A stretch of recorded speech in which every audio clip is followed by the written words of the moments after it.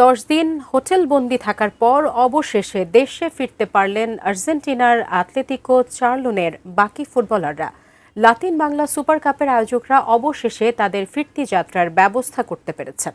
তিক্ত অভিজ্ঞতা নিয়ে ঢাকা ছাড়লেও বাংলাদেশকে ভালোবেসে আবারও এদেশে ফেরার কথা বলেছেন তাদের কেউ কেউ।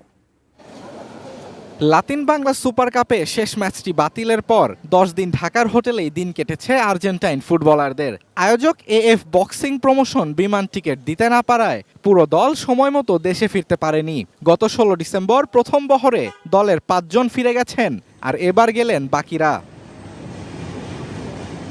দলের বাকি সদস্যদের বিমানবন্দরে পৌঁছে দিয়েছেন ঢাকাস্থ আর্জেন্টিনা দূতাবাসের দায়িত্বপ্রাপ্ত কর্মকর্তা।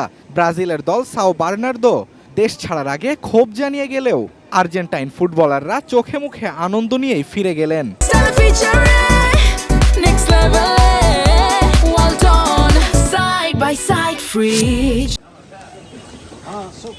ঢাকায় দীর্ঘ হোটেলবাস, মাঠ, কিংস এরিনা সব মিলিয়ে ভালোই উপভোগ করেছেন চার্লোনের ফুটবলাররা।